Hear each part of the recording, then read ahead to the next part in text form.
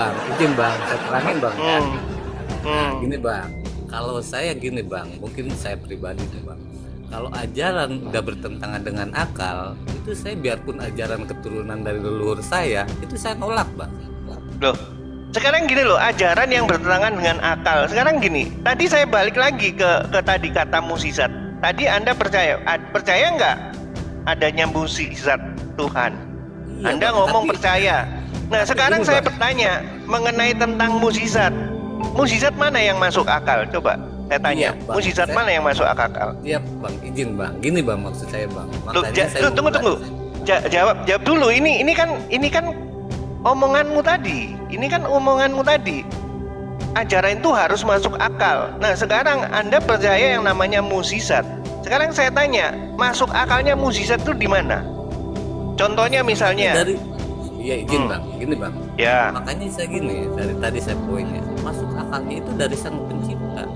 Gitu loh. Bisa membelah lautan kayak Nabi Musa, itu sang pencipta gitu loh. Masuk akalnya dari sudut pandang Pencipta itu. Oh, dari sudut pandang pencipta. Berarti saat Allah turun menjadi manusia, menurut sang pencipta itu masuk akal. Kenapa Bro Yusuf menolak? Nggak masuk akal Bang. Duh, nggak masuk akal menurut siapa? Menurut saya. Duh, Gini Bang. tadi katanya katanya gini. Sebentar Pak Yusuf. Ini ada agak-agak beres nih Bro Yusuf ini. Gini ya. Saat mukjizat, saya tanya, masuk akal nggak Bro Yusuf itu masuk akal? Masuk akal. Loh, masuk akal di mana? Menurut pandangan Tuhan itu masuk akal. Oke, berarti parameternya menurut pandangan Tuhan. Sekarang saya ulangi lagi. Tuhan menjadi manusia itu masuk akal nggak? Lalu Bro Yusuf ngomong, oh nggak masuk akal. Lu nggak masuk akal menurut siapa? Menurut saya. Lu kan kita ini parameternya mau pakai sudut pandang Tuhan atau mau pakai sudut pandang manusia nih sebenarnya? Izin Pak Bang. Yusuf. Gini Bang, pelan-pelan. Yang Bang. konsisten gitu loh, astaga. Saya konsisten Bang. Saya konsisten. Tapi gini Bang. Ya sudah. Sekarang kita konsisten ya. Kita sepakati satu nih, kita sepakati. Kita nilai dalam sudut pandang mana sekarang? Mau sudut pandang manusia atau sudut pandang Gini, Tuhan? Bang. Kan sekarang Lu enggak, kita sepakatin dulu. Apa yang kita bicarakan sekarang pakai sudut pandang Tuhan atau pakai sudut pandang manusia? Sepakatin dulu biar kita nggak carut marut. Dua-duanya Bang. Dua-duanya. Oke, kalau dua-duanya berarti kalau menurut manusia itu mustahil nggak menurut Tuhan? Kan kalau di tempat saya itu ada sifat mustahil Bang. Berarti ada yang mustahil bagi Tuhan? Ada. Apa? Misalkan dia Tuhan sang maha pencipta tiba-tiba Jadi dia manusia bisa- itu mustahil gitu ya? Iya, nggak mungkin Bang. Jadi akal saya itu nggak nerima. Ya, oke, di mana ada tertulis bahwa Tuhan berkata mustahil aku jadi manusia, ada nggak? Gini Bang, boleh saya balik Loh, Bang? Boleh saya balik? Coba, Gini. iya, di mana? Lu di mana Tuhan berkata? Lu makanya kan kamu kan Izin, Bang. mewakili apa katanya Tuhan. Katanya Itu kan saya balik Tuhan omongan mustahil Abang. jadi anak, kan gitu. Sorry, Gini Bang. kamu kan Gini, bilang gini Ya, Pak Yusuf. gantian dulu Bang, gantian Bang. Kamu kan Gantian. bilang bahwa mustahil Tuhan itu turun menjadi manusia, kata Tuhan, kan gitu. Nah, sekarang di mana dalilnya bahwa Tuhan mengatakan seperti itu? Sekarang gini Bang, poinnya Abang aja tadi ya kan saya ngomong yang mati itu bukan Tuhan, kemanusiaannya. Itu Abang udah bertentangan. Iya kan? Ya sekarang saya tanya, yang mati itu apa Bang? Tuhannya apa kemanusiaannya? Itu kan tadi saya bilang Abang bahwa kalau Abang tadi sendiri ngomong Tuhan itu tidak bisa mati. Itu poin nah, Abang. sepertinya tadi ini tidak paham nih kamu. Tadi kan saya bilang kalau kita tidak melihat sebabnya kita langsung ke musababnya. Iya, Ya, langsung kita ngomong ke poinnya aja Bang, ke poinnya. Yang mati itu siapa? Kata Abang tadi kemanusiaannya. Berarti kan ya Tuhannya kemanusiaannya mati. siapa? Lah kemanusiaannya siapa coba? Makanya abang jelasin, mau Yesus mau siapa kalau kemanusiaannya bukan Tuhan. Loh sekarang gini ya, sekarang gini. Kalau saya tanya abang, poinnya nih bang, poinnya kita jelasin. Yang mati itu siapa? Sedangkan abang tadi ngomong Tuhan itu nggak bisa mati. Iya, secara kealahan pasti nggak akan pernah bisa mati. Makanya kenapa dia harus datang sebagai manusia. Iya, Makanya bang, dengarkan. Paham bang, saya paham. Yang mati sekarang Tuhan menjadi manusia, menurutmu masuk akal nggak? nggak masuk akal bang. Ya sudah, berarti kalau nggak masuk akal ya nggak bisa dilanjutkan. Kan nggak bisa dilanjutkan, Kak. Karena apa? Karena penjelasan mengenai tentang Tuhan mati, ya Tuhan mati atau Allah mati, itu kita harus ada dasarnya. Dasarnya haruslah Allah menjadi manusia atau mengambil rupa manusia. Karena apa? Karena perkataan Allah mati tidak hanya sekedar Allah mati, tapi harus ada lanjutannya. Allah mati dalam keadaannya sebagai manusia. Nah, itu pemikiran orang Kristen. Karena ada ayatnya. Ada ayatnya. Contohnya misalnya di dalam Efesus, ya Efesus pasal yang ke-2 ayat yang Efesus pasal 2 ayat yang ke-15. Nih, Efesus 2 ayat yang ke-15. Ada tulisannya gini, sebab dengan matinya. Nah, matinya di sini ada kata sambung sret gitu ya, sret dan n-nya besar. Nya. Berarti ini berbicara mengenai tentang pribadi sang anak yang adalah Allah. Sebab dengan matinya, berarti matinya sang pribadi ya, matinya Allah ini tadi, tetapi tidak hanya sebagai Allah, tetapi sebagai manusia. Jadi tulisannya sebab dengan matinya sebagai manusia. Nah, tuh terus ada lagi tuh di Petrus. Nih di Petrus. Di apa? Di suratan Petrus ya, nih. 1 Petrus pasal yang ketiga ayat yang ke-8 ke-18 1 Petrus 3 ayat 18. Sebab juga Kristus telah mati sekali untuk segala dosa kita, ia yang benar untuk orang yang tidak benar, supaya ia membawa kita kepada Allah, ia yang telah dibunuh dalam keadaannya sebagai manusia. Jadi bahasanya itu nggak hanya selesai Allah mati, itu salah. Allah lahir, itu pun juga salah. Harus lengkap dalam keadaannya atau dalam kodrat manusia. Nah, seperti itu baru bisa dijelaskan. Kalau di awal 15 itu saat terjemahan, Mister. Terjemahannya salah itu.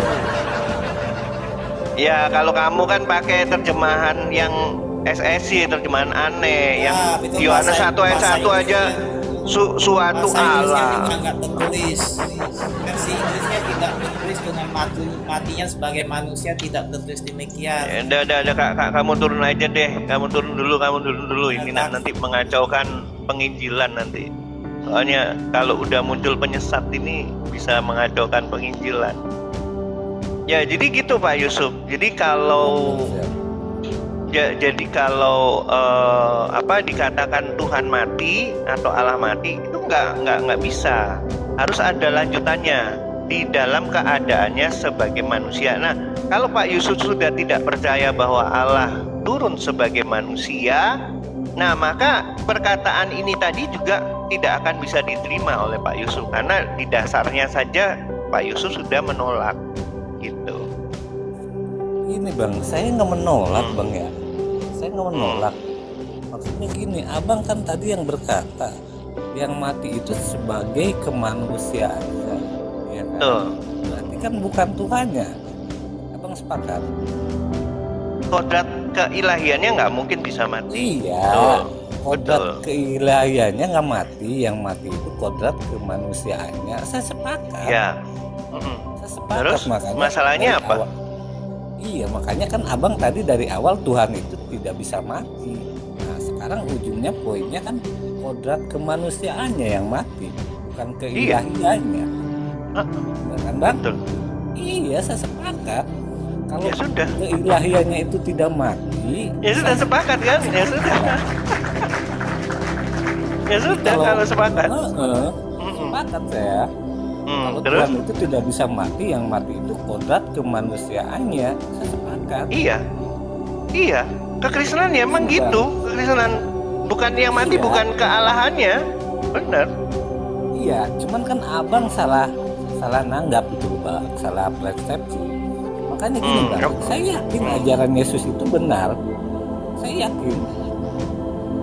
Terus? Mungkin yang tidak ajaran Kenapa? itu yang- Kenapa nggak jadi Kristen kalau memang yakin ajaran Yesus benar? Makanya saya gini bang, dari awal saya kan poinnya tadi kan gini bang. Iya. Iya, iya. Dari awal, Iya. kan saya tadi ngomong ke abang, kalau kitabnya sama, kenapa harus beda ajaran gitu loh bang? Harus inilah itulah, harusnya kan lurus gitu loh bang. Patokannya kan kitab abang. Makanya saya mau belajar gitu loh. Poinnya kan di situ. Kalau misalkan Iya. satu ajaran ini, satu buku ini bertentangan, si A apa si B, itu menurut saya itu yang benar yang mana kan gitu bang?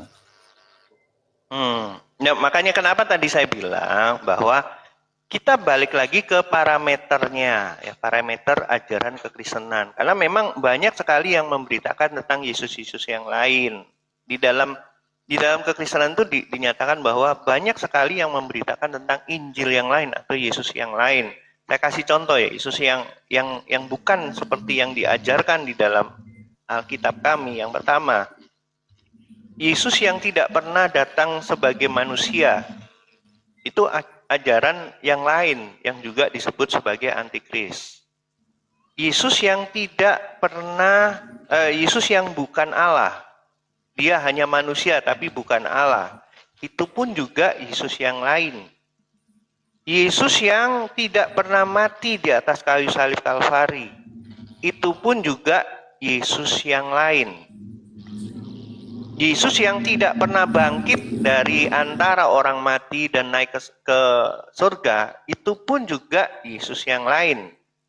Jadi banyak sekali yang memberitakan Yesus-Yesus yang lain. Contohnya Yohanes menceritakan bahwa Yesus itu adalah Bapa itu sendiri. Nah, itu Yesus yang lain karena bertentangan banyak sekali ayat-ayat Alkitab. Contohnya Unitarian. Unitarian tidak mempercayai keilahian Yesus. Yesus itu hanya manusia yang dipenuhi oleh kuasa Allah, ya, yang dipenuhi oleh kuasa Allah. Jadi dia hanya orang yang dipenuhi oleh kuasa Allah, tapi bukan Allah, gitu ya. Dia hanya nabi saja. Nah, itu Unitarian. Terus SSY atau saksi Yehova atau Arianisme. Yesus Allah, tapi Allah kecil.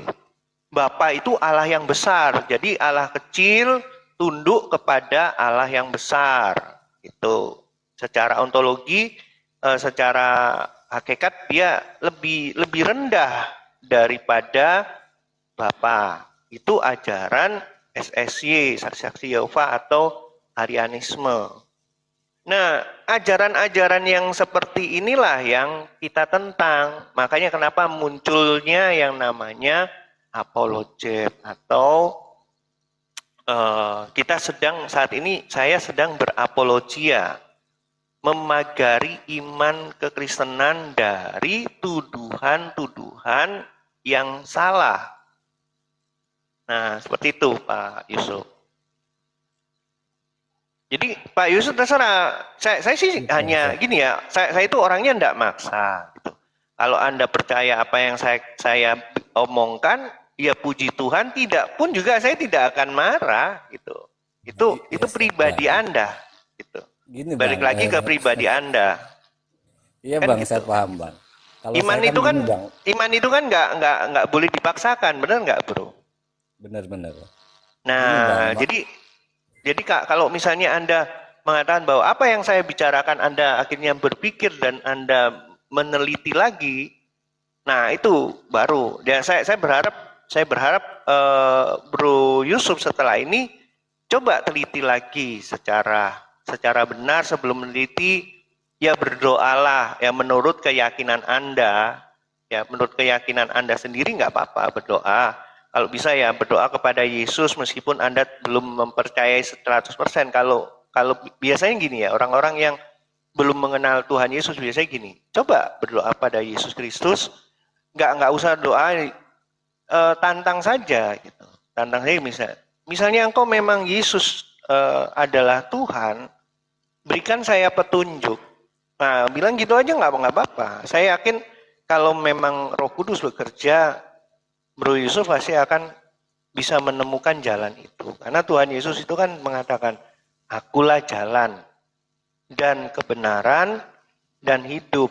Tidak ada seorang pun yang bisa sampai kepada Bapa kalau tidak melalui aku. Nah, seperti itu Pak Yusuf. Jadi saya percaya bahwa bisa juga nanti Pak Yusuf menemukan jalan yang benar. Itu. Saya rasa sih gitu aja Pak Yusuf. Jadi ini juga ada yang antri di bawah. Saya akan mau naikkan. Boleh ya?